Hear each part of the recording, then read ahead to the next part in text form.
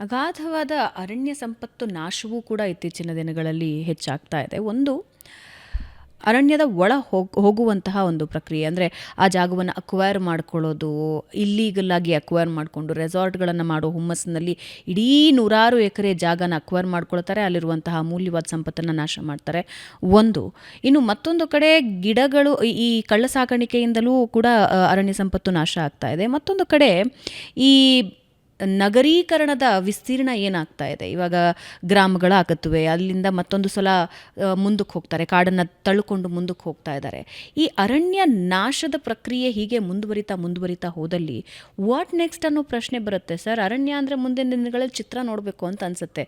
ನಾನು ಬಹಳ ಸಣ್ಣವಳಿದ್ದಾಗ ಒಂದು ಸಿನಿಮಾ ನೋಡಿದ್ದೆ. 2500ರಲ್ಲಿ ಭೂಮಂಡಲ ಹೇಗಿರುತ್ತೆ ಅನ್ನೋದ್ರ ಬಗ್ಗೆ ಒಂದು ಕಲ್ಪನೆ ಕೊಟ್ಟಿದ್ದಾರೆ. ಹೇಗೆ ಅಂದರೆ, ಭೂಮಂಡಲದ ಮೇಲ್ಭಾಗದಲ್ಲಿ ಮನುಷ್ಯ ಬದುಕದೇ ಇರುವಂತಹ ವಾತಾವರಣ ಇರುತ್ತೆ. ಸೂರ್ಯನ ಅತಿ ತೀಕ್ಷ್ಣ ಕಿರಣಗಳು ಆತನ ಚರ್ಮ ಸುಡೋದಕ್ಕೆ ಶುರು ಆಗ್ಬಿಡುತ್ತೆ ಕೆಲವೇ ಸೆಕೆಂಡ್ಗಳಲ್ಲಿ. ಓಝೋನ್ ಪದರ ಹಾರು ಹೋಗಿರುತ್ತೆ. ಒಳಗಡೆ ಅಂಡರ್ಗ್ರೌಂಡ್ನಲ್ಲಿ ಬದುಕಬೇಕಾದ ಪರಿಸ್ಥಿತಿ ಇರುತ್ತೆ ಅಂತ ಬಹಳ ಸಣ್ಣವಳಿದ್ದಾಗ ಬಂದ ಒಂದು ಸಿನಿಮಾದಲ್ಲಿ ನೋಡಿದ್ದೆ.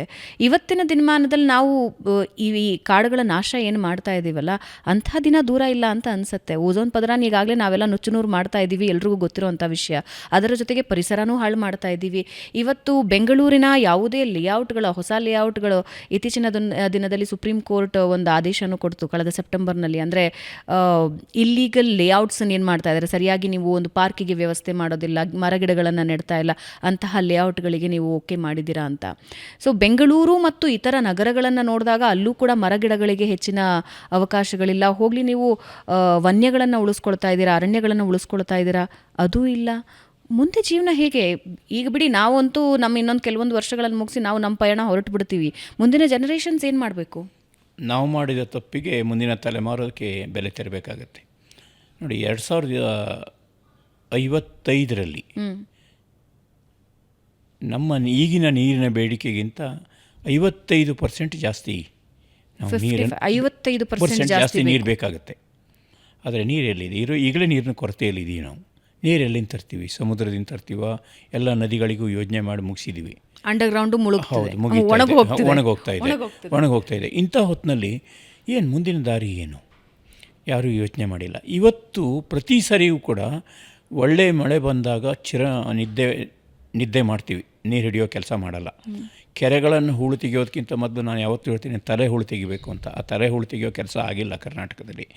ಅದು ಈ ನದಿಗಳನ್ನು ಕುಂತು ಕಾಡನ್ನು ನಾಶ ಮಾಡಿ ಇದನ್ನು ಮಾಡ್ತಾ, ಮರದ ಬೆಲೆ ಎಷ್ಟು ಅಂತ ಗೊತ್ತಾಗಿದೆ, ಒಳ್ಳೆಯ ಗಾಳಿಯ ಬೆಲೆ ಎಷ್ಟು ಅಂತ ನಮ್ಗೆ ಗೊತ್ತಾಗಿದೆ. ಕೊರೋನಾ ಬಂದಾಗ ಗೊತ್ತಾಯ್ತಲ್ಲ. ನೋಡಿ, ಅವತ್ತು ಒಂದು ಸಿಲಿಂಡ್ರಿಗೆ 700 ರೂಪಾಯಿನೋ 800 ರೂಪಾಯಿ ಇತ್ತು. ICU 3 ಸಿಲಿಂಡ್ರ್ ಬೇಕಾಗಿತ್ತು ಒಂದು ದಿವಸ ಬದುಕಿಸೋದಕ್ಕೆ. ಇವತ್ತು ಮರಗಳು ಎಷ್ಟು ಒಳ್ಳೆಯ ಗಾಳಿ ಕೊಡ್ತಾ ಇದೆ, ಅದ್ರ ಬೆಲೆ ನಮಗೆ ಗೊತ್ತಿಲ್ಲ.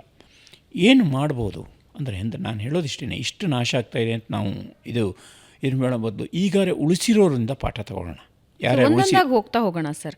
3 ಹಂತಗಳಲ್ಲಿ ಏನು ಮಾಡಬಹುದು ಅನ್ನೋದ್ರ ಬಗ್ಗೆ. ಏಕೆಂದರೆ ನಾವು ಸಮಸ್ಯೆ ಇದೆ ಅಂತ ಹೇಳ್ತಾ ಇದ್ದೀವಿ, ಅದನ್ನು ಮಾಡೋದೇನು ಅನ್ನೋದ್ರ ಬಗ್ಗೆನೂ ಗಮನ ಕೊಡಬೇಕಾಗುತ್ತೆ. ಈ 3 ಹಂತಗಳಲ್ಲಿ, ಒಂದು ಕೆರೆಗಳ ರಿವೈವಲ್, ಇನ್ನೊಂದು ನದಿಗಳ ರಿವೈವಲ್, ಮತ್ತು ಅರಣ್ಯಗಳ ಸಂರಕ್ಷಣೆ ಮತ್ತು ಅಭಿವೃದ್ಧಿ. ಅರಣ್ಯಗಳ ಅಭಿವೃದ್ಧಿ ಆಗಬೇಕಾಗಿದೆ. ನಗರಗಳ ಅಭಿವೃದ್ಧಿಯಿಂದ ನಮಗೆ ಎಷ್ಟು ಲಾಭ ಇದೆಯೋ ಅದಕ್ಕೆ ದುಪ್ಪಟ್ಟು ಲಾಭ ಅರಣ್ಯಗಳ ಅಭಿವೃದ್ಧಿಯಿಂದ ಇದೆ, ವನ್ಯಗಳನ್ನು ಬೆಳೆಸೋದ್ರಿಂದ ಇದೆ. ಮೊದಲಿಗೆ ಕೆರೆಗಳಿಗೆ ಬರೋಣ ಸರ್. ಬೆಂಗಳೂರಿನ ಕೆರೆಗಳ ಬಗ್ಗೆ ಈಗಷ್ಟೇ ಉದಾಹರಣೆ ಕೊಡ್ತಾ ಇದ್ರಿ ಆರಂಭದಲ್ಲಿ. ಈಗ ಇವತ್ತಿನ ಕೆರೆಗಳು ಎಲ್ಲವೂ ಕಾಲುವೆಗಳಾಗಿವೆ, ಕಾಲುವೆಗಳೆಲ್ಲ ನಾಲೆಗಳಾಗಿ ಪರಿವರ್ತನೆಯಾಗಿ ಹೋಗಿವೆ. ಆದರೆ ಈಗ ಉತ್ತರ ಕರ್ನಾಟಕ ಭಾಗದಲ್ಲಿ ಬಹಳಷ್ಟು ಕೆರೆಗಳ ರಿವೈವಲ್ಗೆ ನೀವು ಬಹಳ ಶ್ರಮ ಹಾಕಿದ್ದೀರಾ, ಜನರಲ್ಲಿ ಜ್ಞಾನವನ್ನು ಮೂಡಿಸ್ತಾ ಇದ್ದೀರಾ. ಒಂದು ಕೆರೆನ ಉಳಿಸ್ಕೊಳ್ಬೇಕು ಇವತ್ತು, ಅದರಲ್ಲಿ 2, ಒಂದು ಬತ್ತು ಹೋಗಿರೋ ಕೆರೆ, ಇನ್ನೊಂದು ನಾಲೆಯಾಗಿರೋ ಕೆರೆ. ನಾಲೆ ಆಗಿದೆ, ಆದರೆ ಇನ್ನೊಂಚೂರು ಉಳಿಸ್ಕೊಂಡ್ರೆ ಸರಿ ಹೋಗುತ್ತೆ ಅಂತ. ಈ 2 ಆಯಾಮಗಳಲ್ಲಿ ಹೇಗೆ ಒಂದು ಕೆರೆನ ಉಳಿಸಬಹುದು?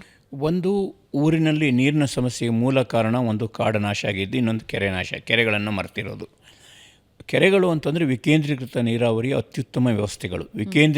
ನಾವು ಕೇಂದ್ರೀಕೃತ ಅಂತಂದರೆ KRS ಡ್ಯಾಮ್ ಆದಮೇಲೆ ಎಲ್ಲರಿಗೂ ಪೈಪ್ ಮೂಲಕ, ಕಾಲುವೆ ಮೂಲಕ ನೀರು ಕೊಡ್ಕೊಂಡ್ಬಿಟ್ವಿ, ಕೆರೆಗಳನ್ನು ಮರ್ತು ಬಿಟ್ವಿ. ವಿಕೇಂದ್ರೀಕೃತ ಅಂದರೆ ನಿಮ್ಮೂರಲ್ಲಿ ಬೀಳುವ, ನಿಮ್ಮ ಗ್ರಾಮ ಮಜರೆಗಳಲ್ಲಿ ಬೀಳುವ ನೀರನ್ನು ಹಿಡ್ಕೊಳ್ಳೋದಕ್ಕಿದ್ದ ಅದ್ಭುತ ವ್ಯವಸ್ಥೆ ಕೆರೆಗಳು. ಕರ್ನಾಟಕದ ಅನುಭವ ನೋಡಿ, 4ನೇ ಶತಮಾನದಿಂದ ನಾವು ಕೆರೆ ಕಟ್ಟಿದ್ದೀವಿ. ಮೊದಲ ಕೆರೆ ಚಂದ್ರವಳ್ಳಿಯದು, ಚಿತ್ರದುರ್ಗದ ಚಂದ್ರವಳ್ಳಿಯಲ್ಲಿದೆ. ಶಿಕಾರಿಪುರದ ತಾಳುಗುಂದದ ಪ್ರಣವೇಶ್ವರ ಗುಡಿಯ ಪಕ್ಕ 2ನೇ ಕೆರೆ ಇದೆ. ಪ್ರಥಮ ಕೆರೆಗಳನ್ನು ಹೀಗೆ ನೋಡ್ತಾ ಹೋದರೆ ಇವತ್ತು ಕೂಡ ಅವು ತುಂಬ ಚೆನ್ನಾಗೇ ಇದೆ. 39,173 ಕೆರೆಗಳಿದ್ದಾವೆ ಅಂತ ಕರ್ನಾಟಕದ ಒಂದು ಕೆರೆ ನೀರಾವರಿ ದಾಖಲೆ ಹೇಳುತ್ತೆ. ನಾನು ಬೀದರ್ದಿಂದ ಚಾಮರಾಜನಗರ ತನಕ ಕೆರೆ ನೋಡ್ತಾನೆ ಬಂದಿದ್ದೀನಿ. ಸುಮಾರು ಒಂದು 8ರಿಂದ 9 ತಿಂಗಳು ನಾನು ಕೆರೆ ನೋಡಿದ್ದೀನಿ, ಮನುಷ್ಯರು ನೋಡಿಲ್ಲ. ಆ ಕೆರೆ ನೋಡ್ತಾ ಹೋದಾಗ ಗೊತ್ತಾಗಿದ್ದೇನೆಂದರೆ, ಪ್ರತಿ ತಾಲೂಕು ಪ್ರತಿ ಗ್ರಾಮದಲ್ಲೂ ಅದರ ನಿರ್ಮಾಣದ ವಿಶೇಷಗಳೇ ಇದ್ದಾವೆ. ಅದನ್ನು ಅರ್ಥ ಮಾಡಿಕೊಂಡು ಅದನ್ನು ಜನರನ್ನು ಜಾಗೃತಿ ಮೂಡಿಸಿ ಪುನರುಜ್ಜೀವನ ಕೆಲಸ ಇದೆಯಲ್ಲ, ಅದೊಂದು ಅತ್ಯುತ್ತಮ ಕೆಲಸ ಆಗುತ್ತೆ. ಆ ಹಿನ್ನೆಲೆಯಲ್ಲಿ ಈಗಾಗಲೇ ಕರ್ನಾಟಕದ ಸಾಕಷ್ಟು ಕೆಲಸಗಳು ಈ ಸಂಸ್ಥೆಗಳು ವ್ಯಕ್ತಿಗಳು ಮಾಡ್ತಾ ಇದ್ದಾರೆ. ಇದು ಧರ್ಮಸ್ಥಳ ಗ್ರಾಮೀಣಾಭಿವೃದ್ಧಿ ಸಂಸ್ಥೆ 800 ಕೆರೆಗಳ ಹೂಳನ್ನು ತೆಗೆದಿದೆ. ಇದು ದೇಶದಲ್ಲೇ ಅತ್ಯಂತ ಮಹತ್ವದ ಕೆಲಸ. ಕೊಪ್ಪಳದ ಶ್ರೀಗಳು ಕೊಪ್ಪಳ ಜಿಲ್ಲೆಯ ಅದು ಯಲಬುರ್ಗಾ ಆಗಿರ್ಬೋದು, ಕೊಪ್ಪಳ ಆಗಿರ್ಬೋದು, ಕುಷ್ಟಗಿ ಆಗಿರ್ಬೋದು, ಈ ಪ್ರದೇಶದ ಕೆರೆಗಳಿಗೆ ಪುನರುಜ್ಜೀವನ ಕೊಡುವಂಥ ಕೆಲಸಗಳನ್ನು 1-2 ವರ್ಷಗಳ ಕಾಲ ಅದ್ಭುತವಾಗಿ ಮಾಡಿದ್ದಾರೆ. ಅಲ್ಲಿಯ ಕೆರೆಗಳು 300 ಎಕರೆ ವಿಸ್ತೀರ್ಣದ್ದು, ಸರ್ಕಾರದ ನೆರವಿಂದಲ್ಲ. ಇದು ಕೆರೆಗಳ ಮೂಲಕ ಜನಸಹಭಾಗಿತ್ವ, ಅಂದರೆ ನೀರಿನ ಕೆಲಸ ಕೇವಲ ಸರ್ಕಾರದ ಕೆಲಸ ಅಲ್ಲ, ನೀರು ಕುಡಿಯುವ ಎಲ್ಲರ ಕೆಲಸ. ಒಬ್ಬ ಕವಿಯಾದರೂ ಈ ಕೆಲಸ ಮಾಡಬೇಕು, ಪ್ರೊಫೆಸರ್ ಆದರೂ ಮಾಡಬೇಕು, ಡಾಕ್ಟರ್ ಆದರೂ ಮಾಡಬೇಕು. ಈ ಥರ ನೀರಿಗೆ ಕೆಲಸಕ್ಕೆ ದುಡ್ಡಿನ ಸಮಸ್ಯೆ ಇಲ್ಲ, ಆದರೆ ಅವ್ರು ಹೋಗಿ ನಿಂತು ಕೆಲಸ ಮಾಡಬೇಕಲ್ಲ, ಅವ್ರ ಸಮಸ್ಯೆ ಇದೆ. ಹಾಗಾಗಿ ಕೆರೆಯ ಆ ಸಮಸ್ಯೆಯನ್ನು ಗಮನಿಸಿ ನೀರಿನ ನೇತಾರರು ನಮಗೆ ಬೇಕು ಪ್ರತಿ ಹಳ್ಳಿಗೆ. ಆದರೆ ಸರ್, 2 ಸಮಸ್ಯೆಗಳಲ್ಲಿ ಬರುತ್ತೆ ಕೆರೆಗಳನ್ನು ಉಳಿಸ್ಕೊಳ್ಳೋದ್ರಲ್ಲಿ. ಒಂದು ಇಚ್ಛಾಶಕ್ತಿಯ ಕೊರತೆ, ಜನಪ್ರತಿನಿಧಿ ಆಗಿರಲಿ, ಸರ್ಕಾರ ಆಗಿರಲಿ, ಸುತ್ತಮುತ್ತಲ ಗ್ರಾಮದ ಜನ, ನಗರದ ಜನರ ಇಚ್ಛಾಶಕ್ತಿಯ ಕೊರತೆ ಒಂದು ಸ್ಟ್ರಾಂಗ್ ತಡೆ ಹಾಕ್ತಾ ಇದೆ. ಇನ್ನೊಂದು ನಾನು ನೋಡ್ತಾ ಇದ್ದೆ ಸರ್, ಸಣ್ಣ ವಯಸ್ಸಿನಲ್ಲಿ ನಾನು ಈ ಕನಕಪುರ ರೋಡಲ್ಲಿ ಓಡಾಡ್ತಾ ಇದ್ದೆ. ಅಕ್ಕಪಕ್ಕದಲ್ಲಿ ಒಂದು ಕೆರೆ ಒಣಗಿದ್ರೆ ಇನ್ನೊಂದು ಕೆರೆ ತುಂಬಿತ್ತು, ಒಂದು ಕೆರೆ ಈ ಕಡೆ ಒಂದು ಕೆರೆ ಒಣಗಿದ್ರೆ ಆ ಕಡೆ ಒಂದು ಕೆರೆ ತುಂಬಿತ್ತು. ಇವತ್ತು ನಾನು ನೋಡ್ತಾ ಇದ್ದೀನಿ ಬಯಲುಗಳಾಗಿವೆ, ಅಲ್ಲೇ ಕೆಲವೊಂದು ಬಿಲ್ಡಿಂಗ್ಸ್ಗಳು ಬಂದ್ಬಿಟ್ಟಿವೆ. ಇನ್ನೂ ಕೆಲವು ಕಟ್ಟಡ ಸಂಸ್ಥೆಗಳು, ಅಂದರೆ ಕನ್ಸ್ಟ್ರಕ್ಷನ್ ಸಂಸ್ಥೆಗಳು ಲಾಭಿ ಮಾಡಿ ಆ ಕೆರೆಯ ಜಾಗದಲ್ಲಿ ದೊಡ್ಡ ದೊಡ್ಡ ಅಪಾರ್ಟ್ಮೆಂಟ್ಗಳನ್ನು ಎತ್ತಿಬಿಟ್ಟಿವೆ. ಬೆಂಗಳೂರಿನಲ್ಲೂ ಕೆಲವೊಂದು ಉದಾಹರಣೆಗಳು ನಿಮಗೆ ಗೊತ್ತೇ ಇದೆ. ಕೆರೆ ಭಾಗದಲ್ಲಿ ಇವತ್ತು ಏನು ಅಪಾರ್ಟ್ಮೆಂಟ್ಗಳನ್ನು ಕಟ್ಟಿ ಮಳೆ ಬಂದಾಗ ಏನು ನರಳುತ್ತಿದ್ದಾರೆ ಅಲ್ಲಿನ ಜನ ಅಪಾರ್ಟ್ಮೆಂಟ್ಗಳಲ್ಲಿ ಫ್ಲ್ಯಾಟ್ಗಳನ್ನು ಕೊಂಡುಕೊಂಡು ಅಂತ. ಒಂದು ಇಚ್ಛಾಶಕ್ತಿಯ ಕೊರತೆ, ಮತ್ತೊಂದು ಲಾಭಿ, ಕನ್ಸ್ಟ್ರಕ್ಷನ್ ಲಾಭಿ. ಇದರಿಂದ ಹೊರಗೆ ತಂದುಕೊಂಡು ಒಂದು ಕೆರೆನ ಕಾಪಾಡ್ಕೊಳ್ಳೋದು ಹೇಗೆ? ಗ್ರಾಮೀಣ ಭಾಗದಲ್ಲಿ ಅದರ ಸಮಸ್ಯೆ ಸ್ವಲ್ಪ ಕಡಿಮೆ ಇದೆ ಅಂತ ಅಂದುಕೊಳ್ಬಹುದು, ಆದರೆ ನಗರ ಭಾಗದಲ್ಲಿ ಜಾಸ್ತಿ ಇದೆ. ಗ್ರಾಮೀಣ ಭಾಗದಲ್ಲಿ ಅರಿವಿನ ಕೊರತೆ ಇದೆ, ಇಚ್ಛಾಶಕ್ತಿ ಕೊರತೆ ಇದೆ. ಈಗ ನಾವು ಹೇಳ್ತಿದ್ವಿ ಯಾವಾಗಲೂ ನೀರಿನ ಜಾಗೃತಿಗೆ ನಾವು ಸ್ಲೈಡ್ ಶೋ, ಭಾಷಣ ಇದೆಲ್ಲ ಪ್ರಯೋಜನ ಇಲ್ಲ, ಒಳ್ಳೆಯ ಬರಗಾಲ ಬರಬೇಕು ಅಂತ. ಒಳ್ಳೆ ಬರಗಾಲ ಬಂದರೆ, ಉದಾಹರಣೆಗೆ ನಾವು ಸೋಪ್ ಹಚ್ಕೊಂಡು ಸ್ನಾನಕ್ಕೆ ನಿಂತಾಗ ನಳದಲ್ಲಿ ನೀರು ಬರೋದು ಬಂದಾದಾಗ ಆಗ ನೀರಿನ ಮೇಲೆ ಗೊತ್ತಾಗುತ್ತೆ. ಹಾಗೆ ಯೋಚನೆ ಮಾಡ್ತಿದ್ವಿ. ಬರಗಾಲ ಬಂತು 2016. ಅವತ್ತಿಂದ ಕೂಡ ಕರ್ನಾಟಕದಲ್ಲಿ ನೀರಿನ ಒಂದಿಷ್ಟು ಕೆಲಸಗಳು ಖಾಸಗಿ ಮಟ್ಟದಲ್ಲಿ ನಡೀತಾ ಹೋಯಿತು. ಕೆರೆಗೆ ಸಮಸ್ಯೆ ಇದೆ. ನೀವು ಹೇಳಿದಾಗೆ ಒಂದು ಕ್ಯಾಚ್ಮೆಂಟ್ ಏರಿಯಾ ತಪ್ಪೋಗಿದೆ, ರಸ್ತೆ ಆಗಿಯೋ ಬೇರೆ ಬೇರೆ ಕಾರಣಕ್ಕಾಗಿ ನೀರು ಎಲ್ಲೋ ಹೊರದು ಹೋಗ್ತಾ ಇದೆ. ಅದನ್ನು ಗಮನಿಸಿ, ಅದೇ ಕೆರೆಯನ್ನು ಓದಿ ಅದಕ್ಕೆ ನೀರು ಬರುವಾಗೆ ಮಾಡುವಂಥದ್ದು ಮುಖ್ಯವಾದ ಕೆಲಸ. ಅದಕ್ಕೆ ಆಯಾ ಹಳ್ಳಿಗರು ಹಿರಿಯರು ಏನಿದ್ದಾರೆ ಅವ್ರಿಗೆ ಗೊತ್ತಿದೆ, ಯಾವ ಗುಡ್ಡದಲ್ಲಿ ಮಳೆ ಬಂದರೆ ಹೇಗೆ ಕೆರೆ ತುಂಬುತ್ತೆ ಅನ್ನೋದು ಗೊತ್ತಿದೆ. ಅವ್ರು ಇಟ್ಕೊಂಡು ಆ ಕೆಲಸ ಆಗಬೇಕು. ಕೇವಲ ಇಂಜಿನಿಯರು, ಸರ್ಕಾರ ಹೋದರೆ ಆಗೋದಿಲ್ಲ. ಹಾಗಾಗಿ ಜನಸಹಭಾಗಿತ್ವ ಅತ್ಯಂತ ಮುಖ್ಯ. ನಾಳೆ ಕೆರೆ ಮಾಡಿದರೂ ನಿರ್ವಹಣೆಗೂ ಅಷ್ಟೇ ಮುಖ್ಯ. ಆದ್ದರಿಂದ ಅವರನ್ನು ಇಟ್ಕೊಂಡು ಹೋಗಬೇಕಾದ್ದು. ಮತ್ತು ಪ್ರತಿ ಕೆರೆ ಹಿಂಭಾಗದಲ್ಲಿರುವ ಕ್ಯಾಚ್ಮೆಂಟ್ ಏರಿಯಾ ಇದೆಯಲ್ಲ, ಅಲ್ಲಿ ಬರುವ ಮಳೆ ಮತ್ತು ಅಲ್ಲಿರುವಂಥ ಮಣ್ಣು ಅದು ಕೆರೆಯ ಮೇಲೆ ಪರಿಣಾಮ ಬೀಳುತ್ತೆ. ಬ್ಲ್ಯಾಕ್ ಕಾಟನ್ ಸಾಯಿಲ್ ಏರಿಯಾದಲ್ಲಿ ಮಳೆ ಕಡಿಮೆ ಇರುತ್ತೆ, ನೀರು ಬರುವ ರೀತಿ ರಭಸದಿಂದ ಇದ್ದಾಗ ಹೂಳು ದೊಡ್ಡ ಪ್ರಮಾಣದಲ್ಲಿ ಬಂದುಬಿಡುತ್ತೆ. ಅದನ್ನು ತಡೆಗೆ ಏನು ಮಾಡಬೇಕು ಅನ್ನೋದು ಇರುತ್ತೆ. ಅದು ಜಾಗೃತಿ ಹಳ್ಳಿಯಲ್ಲಿರುತ್ತೆ.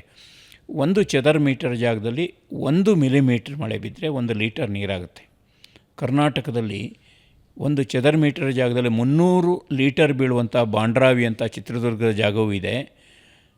1 ಚದರ ಮೀಟರ್ದಲ್ಲಿ 10,000 12,000 ಲೀಟರ್ ಬೀಳುವಂಥ ಆಗುಂಬೆ ಪ್ರದೇಶವೂ ಇದೆ.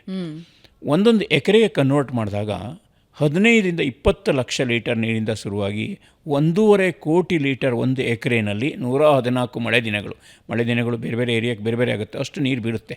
ಮೊದಲು ಕೆರೆಗೆ ಹೋಗ್ತಿತ್ತು, ಎಲ್ಲ ಹೋಗ್ತಿದೆ. ಈಗ ತಪ್ಪಿ ಹೋದ ಜಲಸಂಚಾರವನ್ನು ವಾಪಸ್ ಜೀವ ಸಂಚಾರ ತರಬೇಕು. ನಾವು ಆ ಕೆರೆಗಳಿಗೆ ತರಿಸ್ಬೇಕು. ಅಲ್ಲಿ ಸಮಸ್ಯೆ ಇದೆ. ಕೆಲವು ನಾಲೆಗಳಾಗಿ ಒಡೆದೋಗಿದೆ, ಕೆಲವು ಅತಿಕ್ರಮಣ ಆಗಿದೆ. ಇದೆಲ್ಲ ಉಳ್ಳವರ ಈಗ ನ್ಯಾಯ ಉಳ್ಳವರ ಪರವಾಗಿದ್ದು ಬಿಡ್ತದೆ ಎಷ್ಟೋ ಸಂದರ್ಭ ನಾವು ನೋಡ್ತೀವಿ. ಮತ್ತು ಇನ್ನೊಂದು ನಾವು ಹೇಳ್ತೀವಿ, ಅತಿಕ್ರಮಣದ ಕೆರೆಗಳ ವಿಚಾರದಲ್ಲಿ ಒಂದು 10 ಎಕರೆಯಲ್ಲಿ 1 ಎಕರೆ ಅತಿಕ್ರಮಣ ಆಗಿದ್ದರೆ ಆ 1 ಎಕರೆಗಾಗಿ 15 ವರ್ಷ ನಾವು ಒದ್ದಾಡೋ ಬದಲು ಇರುವ 9 ಎಕರೆಯನ್ನು ಮೊದಲು ಹೂಳು ತೆಗೆದುಬಿಟ್ರೆ ಅವನು 1 ಎಕರೆನ ಬಿಟ್ಟುಕೊಡೋ ಸಂದರ್ಭಗಳು ಇರುತ್ತೆ. ಆ ಥರದ ಅನುಭವಗಳು ಆಗಿದೆ. ಮೊದಲು ಕೆರೆ ಮಾತು ಅವನು ಯಾರು ಹಾಳಾಗಿರುತ್ತೆ ನೋಡಿ. ಒಂದು ಉದಾಹರಣೆಗೆ, ಒಂದು ಬಡಾವಣೆ ಮಧ್ಯೆ ಒಂದು ಕೆರೆ ಹಾಳಾಗಿದೆ ಅಂದರೆ ಕಸ ತುಂಬಕ್ಕೆ ಶುರು ಮಾಡ್ತಾರೆ.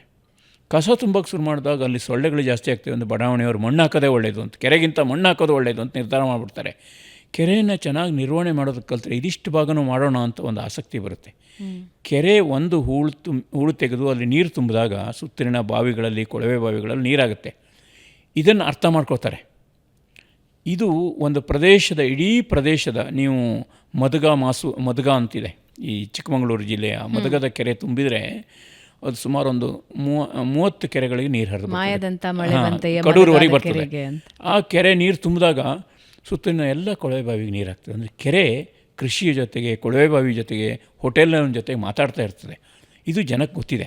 ನಮ್ಮ ಕೆಲಸ ಮಾತಾಡಿ ಅನುಭವ ಇದೆಯಲ್ಲ ಕೆರೆದು, ಆ ಅನುಭವ ಇಟ್ಕೊಂಡವರು ಅನುಭವ ಜ್ಞಾನಕ್ಕೆ ಬೆಲೆ ಕೊಟ್ಕೊಂಡು ನಿಧಾನಕ್ಕೆ ಸಣ್ಣ ಸಣ್ಣ ಕೆಲಸಗಳು ಹಳ್ಳಿಯಲ್ಲಿ ಮಾಡ್ತಾ ಹೋದರೆ ಒಂದಿಷ್ಟು ಕೆಲಸ ಸಾಧ್ಯ ಇದೆ. ಹಾಗಾಗಿ ಕೆರೆಯಲ್ಲಿ ಇಳಿದು ಹೇಳುವ ಕೆಲಸ ಅತ್ಯಂತ ಮುಖ್ಯವಾದ್ದು. ಅದಕ್ಕೆ ಊರವರೇ ನೇತಾರರಾಗಬೇಕು. ಕೆಲವು ಯುವಕರಿಗೆ ಆಸಕ್ತಿ ಇದೆ ಇವತ್ತು, ಏನೋ ಮಾಡಬೇಕು ಜೀವನದಲ್ಲಿ ಅಂತ. ನಾವು ಪ್ರೋತ್ಸಾಹ ಕೊಡಬೇಕು, ಮಾರ್ಗದರ್ಶನ ಮಾಡಿ. ಅಷ್ಟು ಮಾಡಿದ್ರೆ ಕೆಲವೊಂದಷ್ಟು ಸರ್ಕಾರದಿಂದಲೂ ಸಹಾಯ ಬರಬೇಕು, ಜೊತೆಗೆ ಕೆಲವೊಂದು ಖಾಸಗಿ ಸಂಸ್ಥೆಗಳು ಕೂಡ ಕೈ ಜೋಡಿಸಬೇಕು. ಖಂಡಿತ ಅದು ಮಾಡ್ಬೋದು.